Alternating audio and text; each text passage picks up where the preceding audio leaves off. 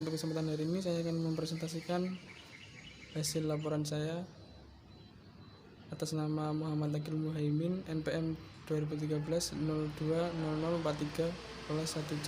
Adalah inovasi teknologi pada komoditas padi bagi keberlanjutan pembangunan pertanian. Komoditas padi adalah pengelolaan sumber daya yang berhasil untuk usaha pertanian guna membantu kebutuhan manusia yang berusaha sekaligus mempertahankan atau meningkatkan kualitas lingkungan dan melestarikan sumber daya alam. Sistem kerja pertanian berkelanjutan, pertanian organik, sistem pertanian terpadu, sistem pertanian masukan luaran rendah, dan sistem pengelolaan hama terpadu, serta teknologi lain seperti teknologi pemupukan hayati, pengolahan tanaman terpadu, dan sistem of-rice intervention atau disingkat SRI.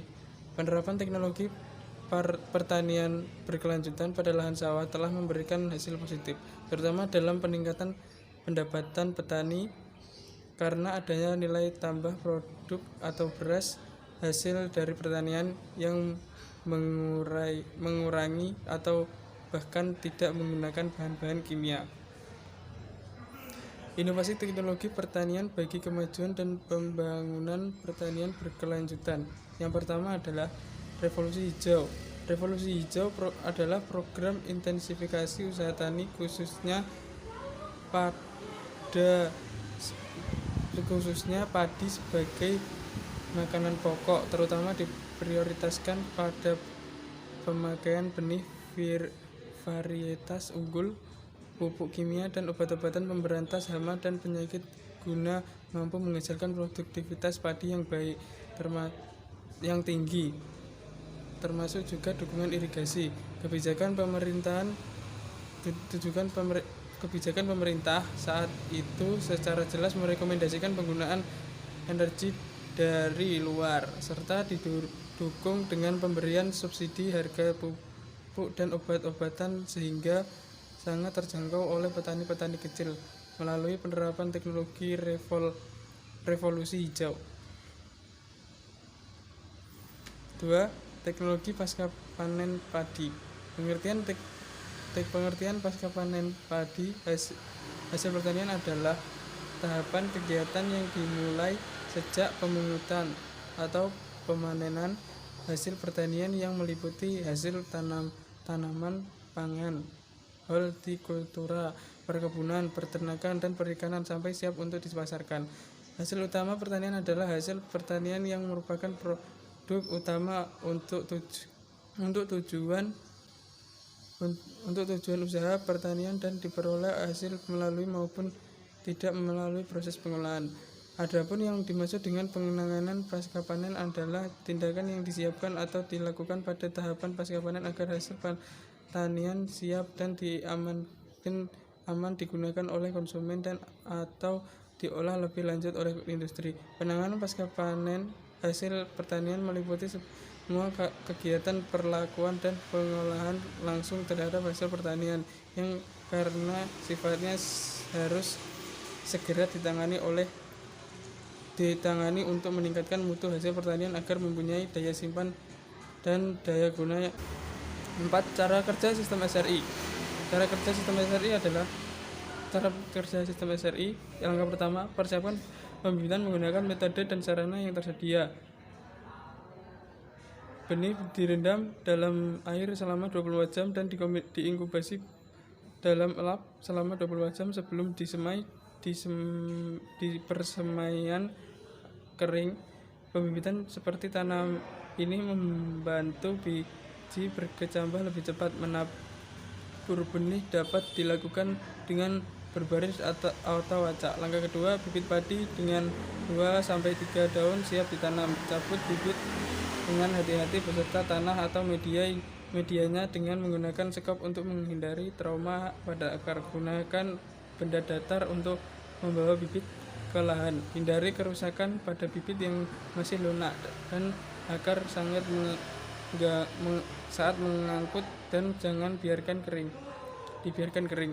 Langkah 3, tanam bibit muda atau tanam dengan 2 daun memiliki potensi untuk mencapai 84 anakan dan tunggal lakukan ini dengan hati-hati dengan kedalaman dangkal 2-3 cm dengan posisi sedikit miring tanpa menghilangkan partikel tanah yang menempel pada akar bibit ke dalam lahan yang berair dan datar tetapi tidak banjir.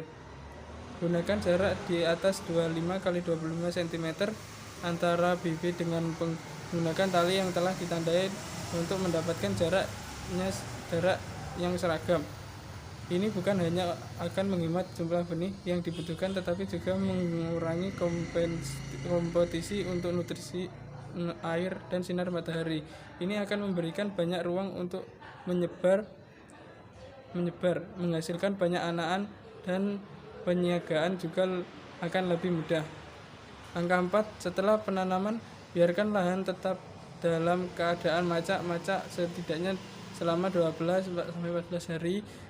Kondisi ini memungkinkan bibit untuk beradaptasi dengan lingkungan baru mereka. Setelah itu, lakukan pengairan dengan pembasahan dan pengeringan secara bergantian sampai tahap berbunga. Penampakan keragaan tanaman di lahan dengan metode SRI biasanya tampak mengerikan sekitar 1 bulan atau lebih, tetapi setelah itu akan berhasil. Langkah 5, di lahan sawah yang tergenang akar tanaman mati karena kekurangan oksigen. Jadi SRI merekomendasikan serangkaian siklus pembasahan dan pengeringan sampai akhir tahap vegetatif. Ini dapat dilakukan dengan mengenangi lahan selama 3 hari sampai 6 hari dan kemudian membiarkannya kering untuk jumlah hari yang sama atau kurang tergantung pada kondisi cuaca sampai permukaan tanah terlihat retak. Proses membasahi dan mengeringkan ini memungkinkan akar tanaman tumbuh dengan baik dengan mengakses air dan udara yang memadai.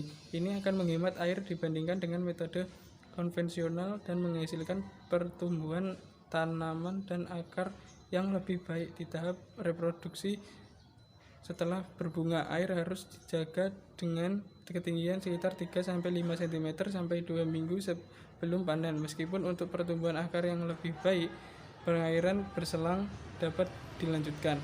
Langkah 6, lakukan penyiagaan pertama pada umur 12-14 hari setelah dengan menggunakan rotary weeder ataupun landak jika memungkinkan. Alat ini tidak hanya menggairasi tanah tetapi juga mengendalikan gulma dengan mengubahnya menjadi tanah. Penyagaan selanjutnya harus dilakukan pada interval sekitar 2 minggu sampai kanopi tertutup. Langkah 7, SRI merekomendasikan penggunaan pupuk organik atau kompos yang terbuat dari biomasa terdekomposisi seperti jerami dan lain-lain. Aplikasi pupuk organik tidak hanya memperbaiki struktur tanah tetapi juga meningkatkan jumlah dan keragaman organisme tanah yang berguna di lahan. Metode ini untuk memperbaiki kesuburan tanah dalam mendukung pertanian organik, memperbaiki kesehatan tanah, memperhatikan masalah kualitas lingkungan dan mengurangi biaya budidaya seperti gambar di bawah tersebut. Dan sekian presentasi dari saya. Apabila ada kurang lebihnya, apabila kurang jelas, saya mohon maaf. Wassalamualaikum warahmatullahi wabarakatuh.